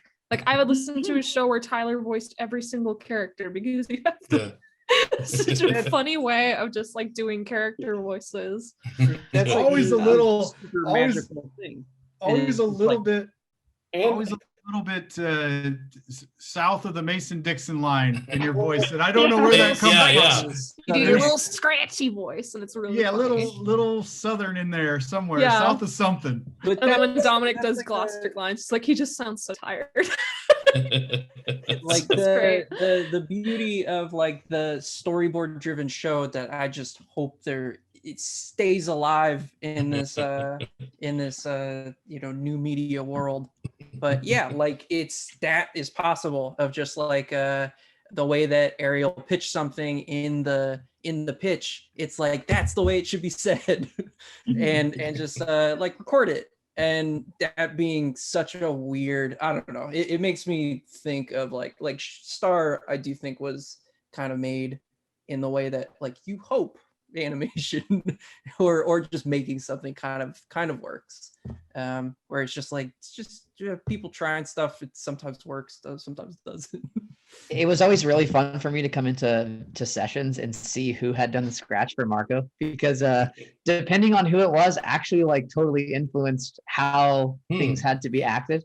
Like Dom, for example, always just had random pauses. Like the way he delivered Marco's lines, the cadence was like so goofy that especially if we were doing like if we were matching lips and stuff like that, it was like, there'd be a big old paragraph and Marco would be just like fumbling his way through things. And it was awesome. It was a lot of fun. For the audience, there's whole versions in animatics of episodes that are like all Star's lines are Dom. Yeah. And like all of Marco is like Tyler, or like Ludo's Tyler. And then us being the editors, Matt, Brailey, and I would also do a ton of scratch. There's like whole episodes where, I did Marco or whatever. And it's just, I don't know. I would score entire cuts that had no actor voices in there. Oh, yeah. It would just be a complete guess. And it was like 90% Dominic most of the time. Well, and I have to give our actors a lot of props for being cool with that, because we did, because we were bored and just because of the way our schedule was, we would oftentimes have to do like a lot of lip sync stuff later, which, are like Adam, would still take would get that and match it, but still make it Marco and still make it his own, and that's a lot, and our actors had to do that, and it could be tricky. One thing that helped with that though too was that we had TDs in house. Sorry, this light keeps going down here. But we had TDs in house that could change lip sync a little bit too. Could like fix the lip flap a little bit. But yeah, I know. Yeah, was it ever? Did you ever find it challenging, Adam, or was it you're just like, cool, I'll roll with it? Oh, like challenging in a super fun way. Like I remember the scene where Star, Marco, Tom, and Jana were in the car in the magic, and this was like the whole like Marco like lays on her lap and he's like, I want you to put me in your pocket, like that whole thing. But Marco is basically like he's a shell of himself in that moment, but he starts rambling, and the cadence was so, I was like, how are we gonna do this? But once you dive in, it's like it's easy. What's cool about it too is like, and what makes it easy is how collaborative it is. Like even though it is Dom doing like his version of Marco, like everyone understand, we've all built this guy together. It's not just like, oh, Adam is Marco. Like we are really like everyone is Marco. So it made it easy in that way, even if it was like a challenging, like super long paragraph and stuff like that. That's just like from a voice acting standpoint, that's just like technically hard. That's like, okay, I gotta keep pace. I gotta remember, all right, the first line is like, I just want you to put me in your pocket. Like I got to remember that I'm pausing, but I'm also looking at my script while I'm looking up to make sure I'm hitting those pauses and matching the flaps and stuff. So yeah, it's fun. I love that bit. It just popped in my mind just with Tyler scratches the like, I caught a mackerel. Like that. Oh, I hate it. Yeah. I was trying to explain to my boss now the episode that Sabrina and Amelia did with Romulus and Lekmet, and just how like sweet and weird that episode is. And it was like, I remember when we were writing it, we kind of had tossed off like just because we were like, okay, we want to establish this Magic High Commission and stuff, and we had kind of really tossed off like the nuance of their relationship. I think it might have been intentional, where we're like, we'll let them figure that out when they get to it. Was that John Carlo's episode? I think it was. Did you direct it? Mm-hmm. Yeah, and so we knew we were putting it into good hands, but what they did with it was like just like so sweet and nuanced and bizarre, and that moment stands out to me as like when I first like really kind of latched onto what Sabrina was doing, And Sabrina and Amelia together as a team did, really amazing work the whole entire run of the show. And it's weird because it's not the biggest episode in terms of like a Star and Marco story and all that stuff, but I knew the challenges that we had with that thing and setting up and introducing 2 new characters like in the first act that way. And I don't know, I love their weird little relationship, and that Romulus is taking care of this guy and then he dies later, which is so sad, but that they have this connection, and it's kind of messed up and unclear how they work together and what their life is like together. But that one always, I don't know, it's a really special episode for me. I forget the name of that one. Crystal Clear, I think. Crystal Clear. Yeah. I really loved working on that episode. I remember though, like getting the outline and like me and Amelia sitting on like a lunch bench together and being like, who are these characters? He's got like what for hands? And it's like how are we gonna make this work? He's got a crystal. He's got no mouth. He's got snakes for hands. What is going on? And then the snakes get covered. It's a crazy like challenge of an episode just in terms of like physical acting. But yeah, I ended up really absolutely loving those 2 characters, and I got very, very invested in Lekmet and Romulus's relationships. Like when Lekmet died, for like the first episode I directed was them in a courtroom scene, which I think might have been the first time we saw the High Council since his death. And I was like, okay, he needs to have like a little memorial, like a little Shinto memorial for Lekmet. Yeah, it was so sweet. Keep him alive. It was so sweet. Yeah, that was like his soft spot the whole time. He always got upset about Lekmet. Oh man, who came up with Romulus? Was that John Infantino? The name, yeah, was John. I know the name came from John. A lot of the crazy names, Hekapu, Lekmet, Rubariot, Romulus, those are all John Infantino's babies, I think. And I might be wrong. Amy Higgins also, and Todd Casey, they wrote a lot of those names together. But I think John was kind of the hero of the weird and perfect name for the characters. Yeah, some of those are amazing. I do remember with Hekapu that he originally wanted her to be Hekachu. And that's one of the legal things where they're like, too close to Pikachu. You can't do it. Oh. Yeah. So that's Hekachu. Hekapu.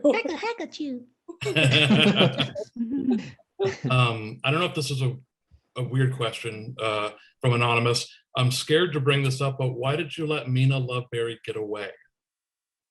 Is that... I mean, it's not a weird question. I think it's a legit question. It's totally a legit question. I would say because it would be really fun to do more at some point if we ever get a chance to, So you got to leave some things open. Yeah. So leaving open. Cool. Yeah. Dominic, do you have anything to add to that?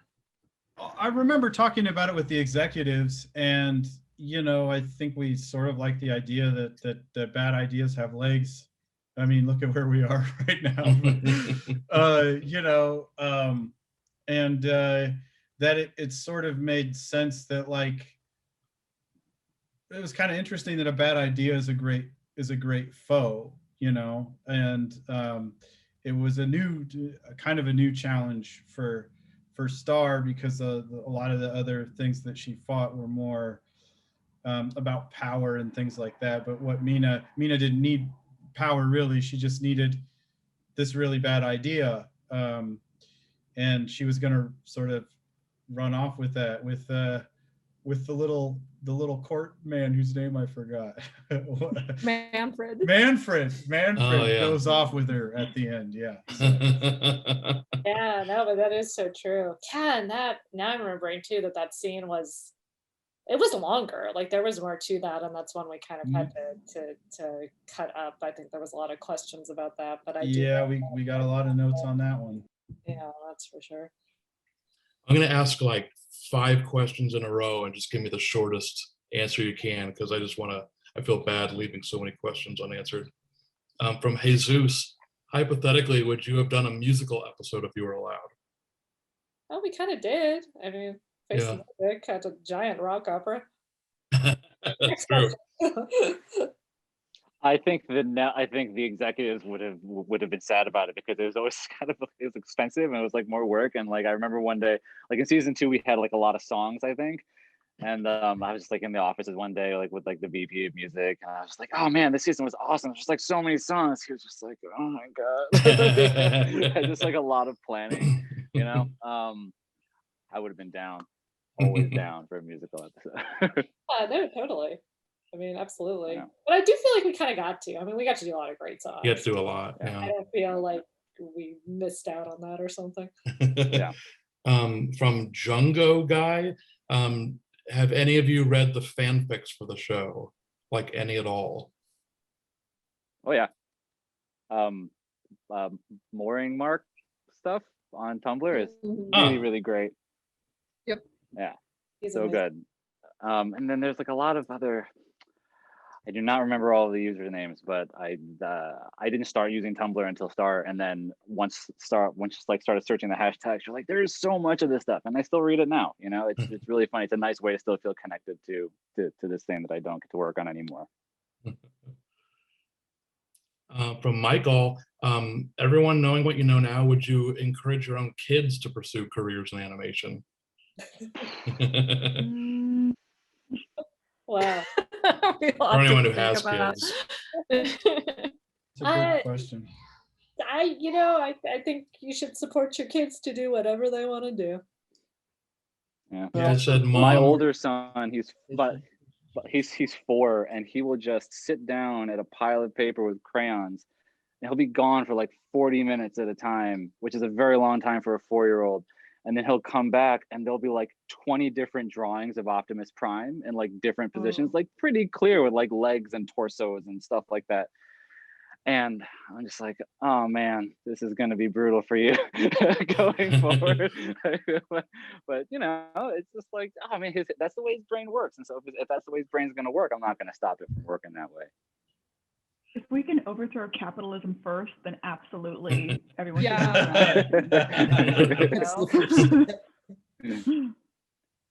From Carl's, is there any Star character you wish you could have developed more? Yeah, now that the show's over. Oh, like a character to explore like deeper with? Yeah. Big chicken, probably. Three-eyed potato baby. Yeah. Doop doop. The complicated backstory. Everyone's favorite Doop Doop. Doop doop. I want to know Doop Doop's backstory. Was pretty amazing. Ludo's brother. Yeah. Dennis. Dennis. Yeah. Oh, he was a great character. Sweet kid. The whole family like that. Yeah, the various family. Yeah. Ooh, that would be a fun, Yeah. like a movie special, like get into the whole, like that whole story with the various family. Yeah. Yeah, that's some flowers in the attic business happening in that family for sure. Like the Magic Queens, you know, we had so much fun writing the book, and I getting into like exploring the queens more would be really fun. Oh, cool. Yeah, someone actually has a question. Who's your favorite queen, like that isn't a main character? Ooh. Verenia. Shoot, her name's escaping me right now. Like besides Eclipsa, Selena the Shy. I want to know more about her. Yes, someone commented that. Yes, I love her. She's witchy, and she can make anybody fall in love with her, including monsters. How cool would that be? There's quite a few people asking the same question. Now that, you know, we've all gone working on other projects, what's everyone up to now after post-Star? There's like 6 or 7 people who all ask that. Awesome. I guess as much as you can talk about it. I'm working at Nickelodeon developing 2 new pilots, which of course doesn't mean that they'll get picked up, but I've been having fun, you know, coming up with new ideas, and we'll see. Matt, what are you working on? I'm on Owl House season 2. Nice. Adam? Same with Sabrina, right? Also Owl House? I was freelancing there for a bit. Oh, that's right. Sorry. Yeah. I'm back in development hell. Okay. On an unannounced project. But you got it. You got to keep pushing your ideas. Yeah. And sorry, Adam, for cutting you off. Oh, I don't know. No, you're totally fine. I've been doing quite a bit of stuff, thankfully. Thankfully, animation has been sort of COVID proof. Yeah. Oh, what can I talk about? I am doing the English dub of an anime right now called Jujutsu Kaisen, which is a pretty amazing show. It's horror, comedy, like supernatural. It's superhero-y. It's got action. It's got everything. So I voiced the main character on that show. His name is Yuji Itadori.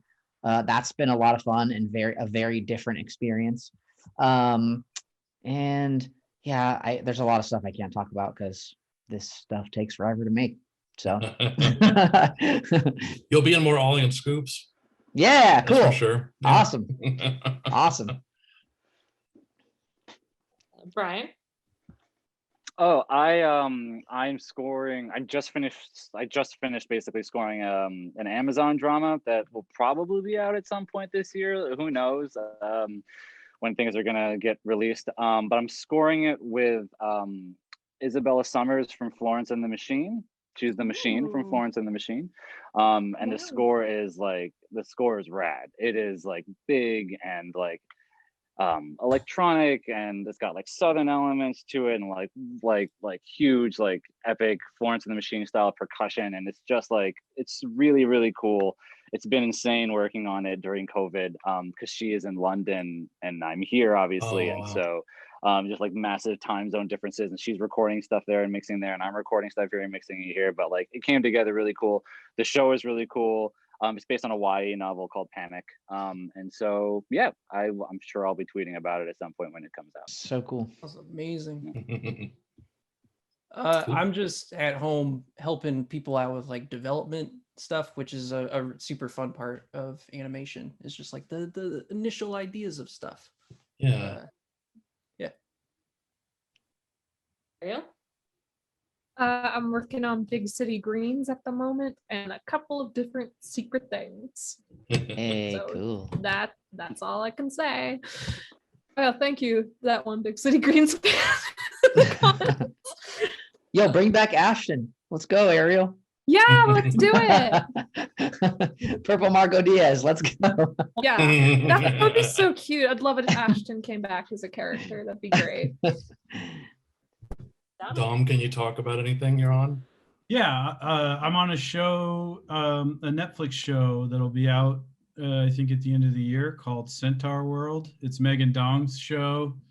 It's a musical show. So I wrote a lot of music in the last couple of years, which has been insane and fun. And if you like Megan's stuff, you'll love the show. I think Star fans will love it too. It's a fun, great, crazy, weird, sci-fi, fantasy, all the things musical show.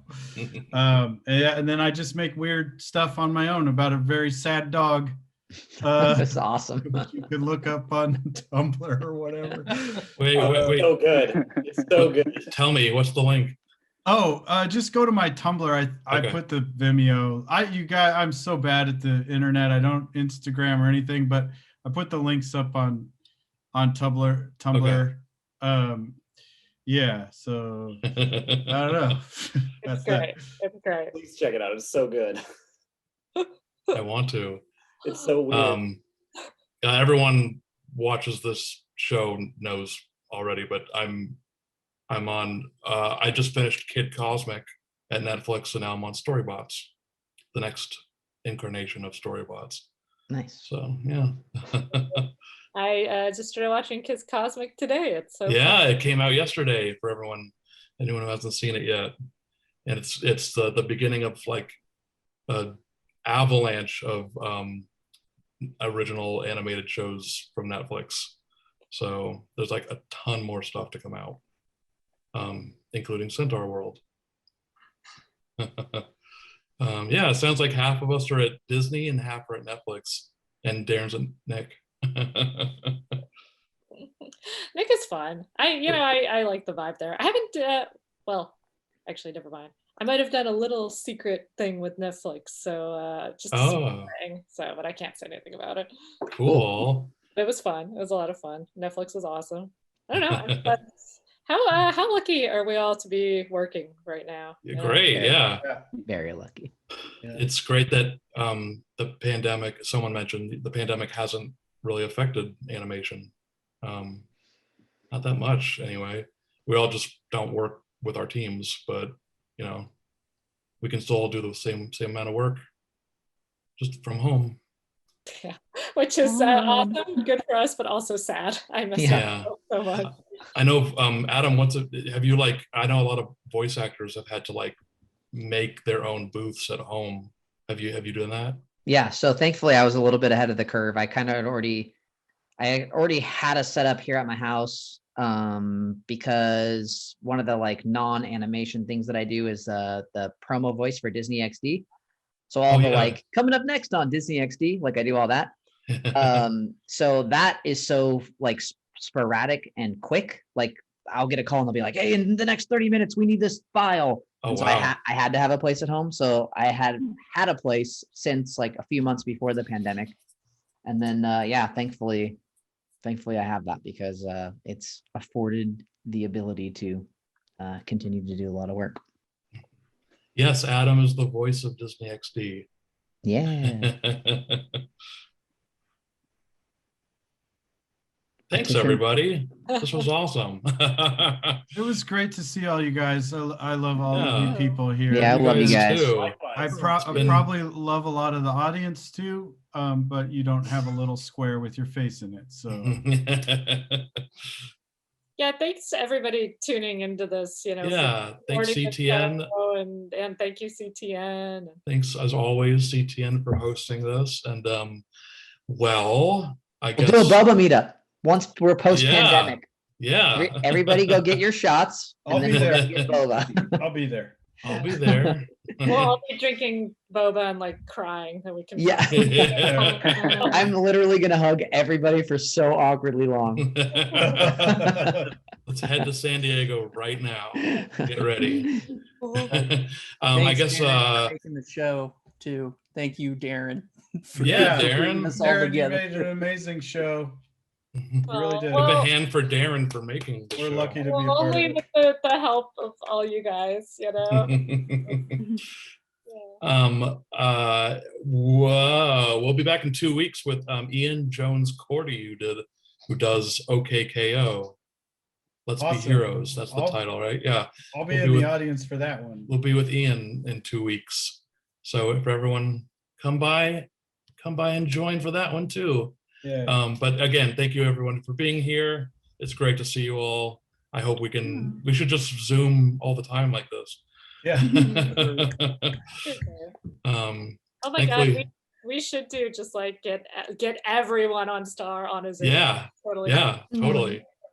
Zoom can handle 60 people, right? Yeah, I can for sure. That'll go really smooth. It'll be great. We should make this a regular thing. Set it up. I'll show up. If you just send me a link, I'll come. So. Cool. At this point, I just click on Zoom links.